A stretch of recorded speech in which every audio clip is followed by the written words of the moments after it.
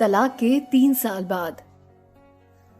Sorry madam, हमारे यहाँ 30 से ज्यादा एज की लेडीज को काम पर नहीं रखते। इतना बोलते हुए मैनेजर ने तान्या को वहां से जाने के लिए कहा।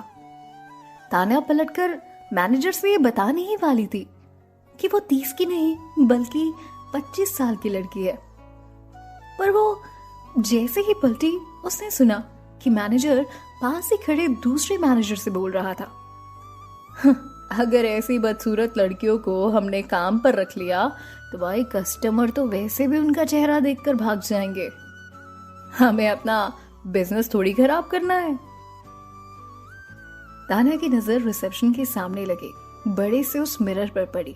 खुद को देखकर वो खुद से डर गई।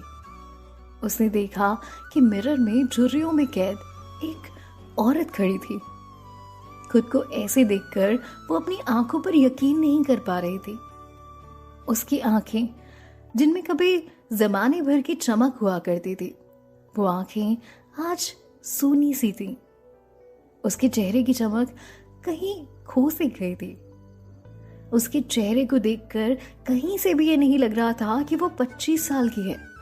वाकई वो अपनी एज से 10 साल ज्यादा ही दिख रही थी। खुद को ऐसे देखकर तान्या भी शॉक थी। उसने अपनी हालत के लिए खुद को ही जिम्मेदार माना।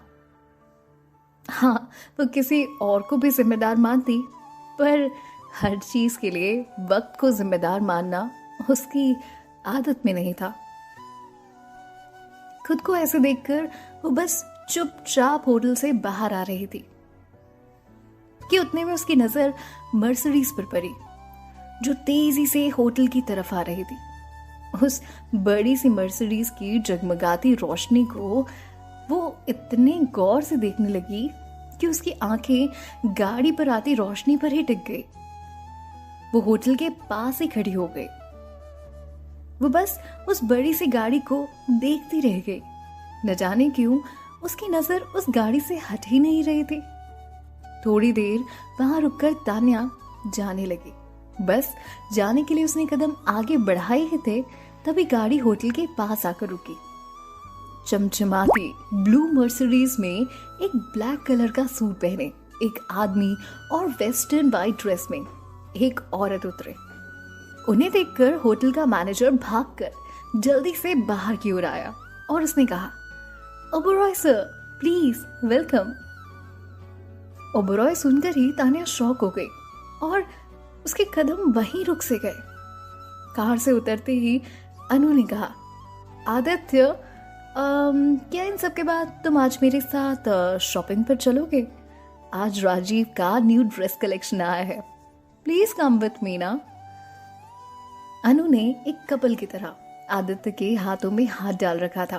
तभी आदित्य ने उससे हाँ में कहते हुए उससे कहता है, हाँ श्योर, चलते हैं। आदित्य की आवाज सुनकर तान्या वहीं फ्रीज हो गई। वो खुद को रोक नहीं पाई और उसने पीछे पलटकर देख ही लिया। उसकी नजर आदित्य के हैंडसम फेस पर पड़ी। हाँ, ये वही था। तान्या ने कभी नहीं सोचा था कि 3 साल के डिवोर्स के बाद उससे वो इस तरह से मिलेगी।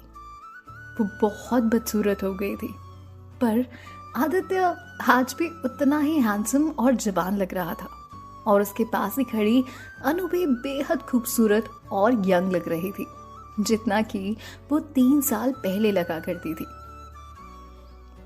और आखिर वो दोनों एक साथ हो ही गए थे। और फिर अगर तान्या को ना देखें तो इस उम्र के हिसाब से दोनों का ऐसे दिखना कोई सरप्राइज वाली बात नहीं थी। और फिर जैसे ही आदित्य की नजर इधर उधर घूमते हुए तान्या पर गई, उसने पीछे से आवाज दी, तान्या, तुम? आदित्य की आंखों में अविश्वास साफ नजर आ रहा था। तभी तनु भी उसकी साथ बोली, ओ माय गॉड, क्या ये सच में तुम हो तान्या? मुझे तो यकीन ही नहीं हो रहा, क्या हो गया है तुम्हें? तान्या उनसे इस तरह बात नहीं करना चाहती थी, इसलिए मुड़कर जाते हुए उसने धीरे से कहा, आप मुझे गलत समझ रहे हैं। मैं मैं वो नहीं हूं जो आप समझ रहे हैं। तान्या हड़बड़ाई हुई थी। वो उससे इस तरह से नहीं मिलना चाहती थी, बस वो वहां से भाग जाना चाहती थी।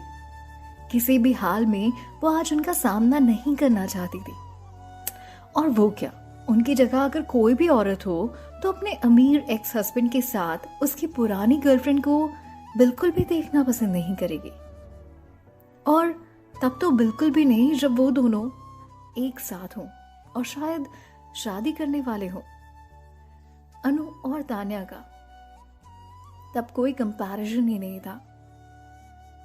आदित्य समझ गया कि तान्या वहां से भागने वाली है, इसलिए वो उसके पीछे से चिल्लाया, तान्या वहीं रुक जाओ, तान्या मैं बोल रहा हूं ना, वहीं रुको। और जैसे ही आदित्य ने भागकर उसका हाथ पकड़कर उसे रोकने की कोशिश की, तान्या को उसका छूना एक पिन की तरह चुभने लगा और वो चिल्लाने लगी, सर प्लीज मुझे जाने दो, मैंने कहा ना मैं वो नहीं हूं जिसे आप समझ रहे हैं, मैं कोई तान्या वान्या नहीं हूं। उसका सारा ध्यान आदित्य से अपना हाथ छुड़वाने में था, इसीलिए उसने देखा ही नहीं कि एक कार फुल स्पीड से उसकी तरफ आ रही है। उसने किसी तरह से आदित्य से अपना हाथ छुड़वाया और रोड पर भाग गई। आदित्य बस पीछे से चिल्लाता रह गया, तान्या ध्यान से, तान्या ध्यान से। जब तक तान्या उसकी बात सुनती, काफी देर हो चुकी थी। कार ने उसे जोरदार टक्कर मारी थी, इतनी जोरदार कि मानो उसे जमीन से उड़ा ही दिया। कार से टकराकर तान्या उसी वक्त वहीं गिर गई और साइड में रखे बड़े से पत्थर से उसका सर टकरा गया। वो वहीं बेहोश हो गई।